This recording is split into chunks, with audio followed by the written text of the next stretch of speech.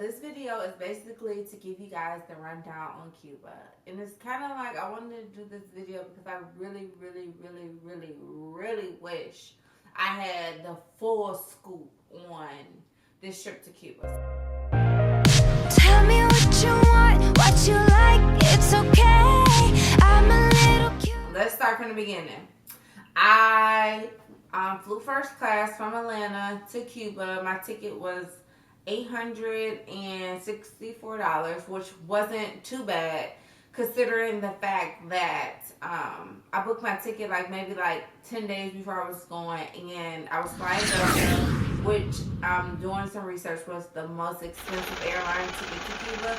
And I want to say it was one of the last American airlines to actually be able to fly into Cuba. So the ticket wasn't that bad, but you know what I mean? If you want to fly something cheaper, doing my research, you can fly JetBlue. My friends are going in 3 months on JetBlue. She found a round trip ticket for $189. Wait. What I have to tell you is that you do have to obtain a visa to go to Cuba, but it's not as hard as everybody makes it seem. They make it seem like you have to I've applied for many visas for China. You have to get a visa for China, you have to send in your passport. You have to already have your hotel and your flight accommodations already made and stuff like that. But for Cuba, it's kind of to me, it seems more so a money game, because all you do is pay $50 and you just have to be traveling for school, journalism. It's 12 different categories that allows you to enter inside their country. And they don't really do any background check to see if you're really in school, if you really going for journalism. They just kind of just want the $50. You can buy the visa. You can actually buy it at the airport, at your gate before you get on the plane, or you can buy it. I bought mine on the phone with Delta. Once I purchased my ticket, they transferred me over to the Cuba line, and I paid for it there. So it was pretty easy, pretty simple. Once I got to the gate, I just had to fill out my Visa card, print on it, first name, last name, my birth date, and my passport number. And that was really it. When we fly into Cuba, we go through immigrations. The line was very short. It took us not very short. It took us, short compared to going through China and immigrations. It took us maybe an hour to get through immigrations. So I didn't even know how we were getting from, the airport to the hotel, because I'm a very organized traveler. I have my driver set up or my taxi set up. So she was we're just gonna catch a cab. I'm like, girl, we don't even speak no Spanish. I know si, señor, de donde eres. That's it. I'm like, how in the hell are we finna get from, the Cuban airport to our hotel? We flew into Havana. This guy walks up to us and was like, do you need a taxi? Of course, I'm like, whoa. I'm not getting into, a panhandler's taxi. I'm not getting into, not a real taxi. So he was like, no, I can get you, a driver. So I was like, okay. I'm like, well, could you give me a driver to speak English? So we did get lucky. We ended up getting a driver to speak English. It was going to cost us 30 CUCs or 40 American dollars. Now, rule number 1 to going to Cuba is that they do not take any credit cards. So you could just leave your credit cards at home. Rule number 2 is that when I went, of course, the currency exchange rate changes daily. For every $1 American dollar, you got 87 cents of their currency. Or if you had a euro, because I changed my money from American money to euros, you got 98 you got 98 cents on the dollar because they taxed the US dollar like 10 or 11%. So I had changed. So cool thing to do is I changed my American money over to euro dollars, and then I changed my euro dollars over to CUC. But you can take American money and they will take it, but just know that you lose like anywhere from 10 to 13% on your dollars. We get to the hotel. So first, mind you, the very first hotel we booked was the hotel that I think Kim Kardashian and Jay-Z and Beyonce stayed at. But the night before we left to go on our flight, I can't remember the exact name, but I will put the name of the hotel you'll see it right here flashing. They actually canceled our hotel the night before we was leaving. So when we woke up the night of travel, they canceled our rooms and said that they were overbooked and here's a refund. I'm like, what?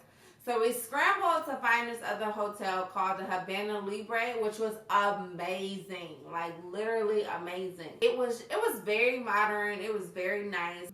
I'll show you guys like the room view, like you can see it, cause you know what I mean. It was so nice. Like I was like thank God, because like I always hear like people was renting out Airbnbs and stuff like that. I'm like, I'm not renting out an Airbnb because the Airbnb in like Cuba was kind of like somebody's house.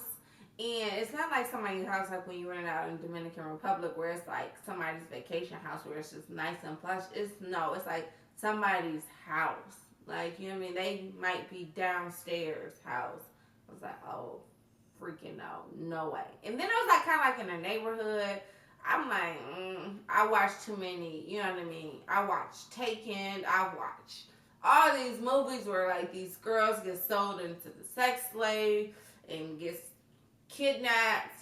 I was like, I'm too scared for that. But Cuba is a very safe place, so I guess, you know what I mean, I was just being dramatic. The hotel was amazing. Now let's talk about the Cuban food. Let's just say I lost weight. The food was not amazing, and I'm a foodie. It was decent. We found some okay food. We did go to like that really, really, really popular restaurant. I have some videos from it, and I'll put the name of the restaurant below. But the restaurant, you have to have reservations like a month in advance to even get in. So we didn't have reservations. So I had this bright idea for us just to go and to lie and say like, yeah, we have reservations. Like, how can you not see our reservations? So it was like a party. It was like 6 of us, and we showed up to this restaurant with 0 reservations. No, it was 5 of us. So it was 5 of us, and we showed up to the restaurant with no reservations. So we get there. It's like, it's beautiful. Like the restaurant is like in like an old mansion, and from what I've been told, it's like 5 families that actually live in the mansion and run the restaurant. So like it's like you gotta go up these like beautiful marble stairs, and it's very old, very antique, and it's just a million people everywhere. So I'm like, how? Like I'm thinking like this might be a really bad idea. Nobody's speaking English. I'm like, we were with Vanessa. She actually did speak Spanish. We went to the top, and so I said, Vanessa, tell her that we have a reservation for 5 under Lee. So just so happened it was 2 American guys from New York. They made a reservation for 6, and they figured they would just meet people in Cuba and invite them to dinner with them. So he walked over to me. He was like, do you guys really have a reservation? He was like, do you guys really have a reservation, or are you bullshitting? So I'm looking at him like, what was you? Yes, we got a reservation. He was like, oh, okay, because I was going to say if you did, you can come sit with us because we have a table for 6 and it's just me and my brother. I'm like, wait. Maybe, hypothetically, you know what I mean, we don't have a reservation. Could we sit with you? He was like, yeah, I'll have them add another chair. So it ended up working out for us by the grace of God that we ended up getting to eat at the restaurant, and it was like the best food in Cuba. Like we got to sit on a rooftop and look up at the stars. It was beautiful. So that is a must visit place. Also, everybody telling me that Cuba was cheap thing. Like, Cuba wasn't really cheap. Like, I spent maybe like $1,500 in Cuba in 2 days. Um, the biggest downfall and the biggest issue I had was the Wi-Fi. There's no Wi-Fi in Cuba except for like inside your hotel room, which, you know what I mean, which is kind of shady. You know what I mean? Like, I'm a Wi-Fi girl. Like, I run my businesses off Wi-Fi. Like, I'm addicted to social media, Instagram, YouTube. Like, I need Wi-Fi. Like, I need to be connected. I need to be able to FaceTime my boyfriend. Like, I need Wi-Fi. And the Wi-Fi was just so bad. Like, even in the hotel, like, you had to keep entering in, like, the username and password, and it would, like, knock you out every 10 minutes. You can only, like, FaceTime maybe sometimes. Not all the time. You can only FaceTime, like, some of the time. Once you left the hotel, there was zero Wi-Fi. Then you can buy, like, these Wi-Fi cards at some restaurants. Some restaurants had Wi-Fi, some restaurants didn't. We went to, like, this one restaurant, and the Wi-Fi card was for, like, it was $6 for 1 hour. And it only worked inside that restaurant, so you couldn't buy it for an hour and take it outside the restaurant. So, like, your Wi-Fi card only works, like, exactly where you buy it at. Like, in that, you know what I mean, in that hotel lobby. Like, some hotel lobbies are selling Wi-Fi cards, or some restaurants, but you had to stay inside that lobby or inside that restaurant to actually use the Wi-Fi. Like, so once you hit the city, you had no Wi-Fi. Like, you just literally had to wait until you got back to your hotel or something. Now, you're probably thinking like me, like, every time I go to a new country or new city, I'm like, okay, I want to go on excursions. I want to do something fun. Well, Cuba's not set up for tourists. It's like they live there and people come to visit, but you actually are just really going to see their culture. Like, I went down to the concierge, like, so what's the deal? She pulled out a map of the neighborhood and was like, yeah, this is a restaurant here. You can walk around. It's a school of arts, but there's no, like, you know what I mean, horseback riding or jet skis, ridden boats, and you know what I mean, like, going hiking, and you know what I mean. There's no, like, I don't know if you guys ever traveled to, like, other countries, but you know, like, you go downstairs and you have all the pamphlets of, like, you know what I mean, of every excursion: horseback riding, jet skiing,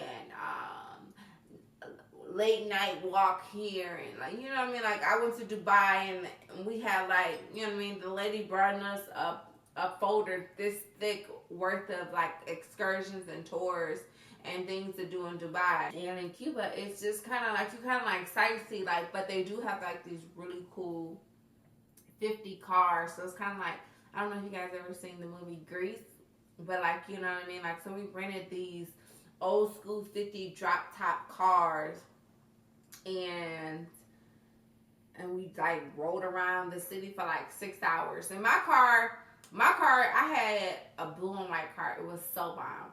And Jamie, she had the pink car, but her car still had the original engine in it, so it was, like, really stinky and a lot of gas and stuff like that. Mine had a new engine. And it's like, she kept complaining, like, it smells so bad. There's so much gas, I'm getting a headache. I'm like, really? It's not even that bad.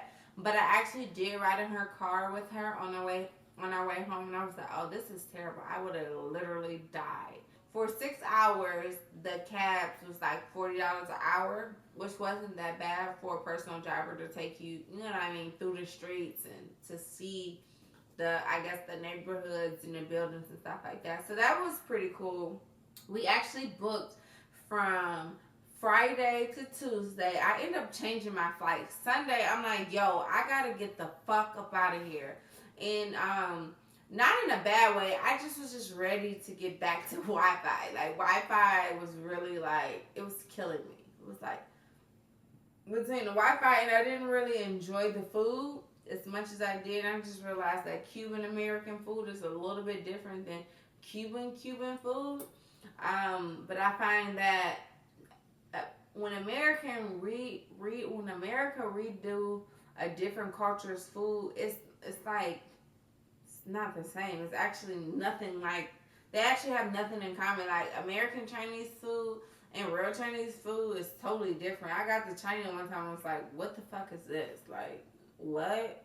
So I've learned over, you know what I mean, the years of me traveling that, you know what I mean, like, the real culture of the food is totally different than what they're serving us here. Except for in Thailand. Thailand food was actually way better than what we get here. So what else? It's very nice, beautiful weather. The people are really, really friendly. I remember I told you we went to dinner with the two guys who had the table reservation. After dinner, they invited us to go to a bar. And as we was walking to the bar, like now everything is like in a neighborhood. There's no real. It's not at night. It's not very well lit. It's still like an up and coming country. I don't know if it's a third world country or not, but it's still like an up and coming country. It's not as updated as like America or Europe or something like that. So like the streets are kind of a little dim. It's clean. It's not like dirty. It's just like dark. And so like as we walking down the street, I'm looking at Jamie like, I don't want to do this. So everybody else is like, yeah, let's go drink. I'm like, no, let's go back to the hotel. Like I'm watching too many movies for me to be walking down a dark alley and everybody's speaking Spanish, a language that I don't understand. No, thank you. So I didn't actually get a chance to go out in Cuba just because I was a little bit of a scaredy cat. But I did hear that they have really good clubs, and I heard they have really good salsa dancing and bars and stuff like that. So I do highly recommend that you guys do check out some bars and salsa dancing. I'm just not that type of traveler. I'm the type of traveler that like all my fun and stuff must be done by like, by the time the sun sets. Unless I know, like, it's like a party district, like in China or in Thailand. Like, I did go to the party district. But I'm not really into, like, exploring the city at night by myself. I'm just too scared for that. But overall, Cuba was very, very pretty. It was the prettiest beach. Oh, my God. We drove 2 hours away to this beach.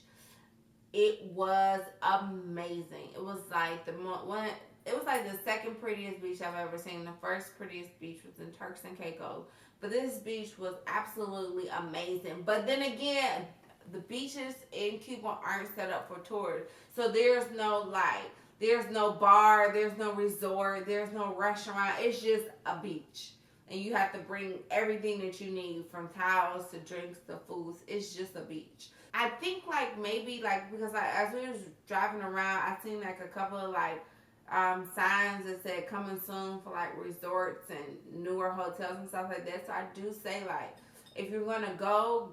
If you're gonna go now, just expect to actually go and literally enjoy the culture and literally see the people. It's very authentic. Like that's the most authentic country I've ever been to, because it's still in this natural state. It's still in this. It's very Cuban. It's very them. It's very their culture. It's not like Americanized. It's not modernized. And I think that's the beauty of it. So if you're gonna go to Cuba, I think you should go before they actually turn it into this big tourist spot. You know what I mean? Because it's kind of cool. So would I ever go back to Cuba? Hell yes, I would go back. If you ever want to disconnect from the world and go see some fly shit, go see some pretty shit, meet some cool people, because the people are really cool. The men, they love women. They just cater to you. They made me feel like I was Beyonce, and Lord knows I'm not. I would only need to go for a weekend, and I would just go and enjoy it. It was actually, something worth seeing. I recommend everybody go. I will put up, all the places that I recommend to eat. My hotel will be at the bottom. Everything. So if you're planning to go to Cuba, make sure you just check the weather. Don't panic about getting a visa. Yes, you need to get a visa, but it's not that hard to get. You can actually get it at the airport the day before you leave. And make sure you bring a camera, because there's so much culture in that country that it's amazing. And yes, I did smoke a Cuban in Cuba. And that's basically, to sum up my whole entire Cuba rant. Cuba is definitely a must-see place to go. So until next time, Snaps. Peace. Don't forget to subscribe to my channel, like this post, and comment. And also tell me what you guys would like to see next.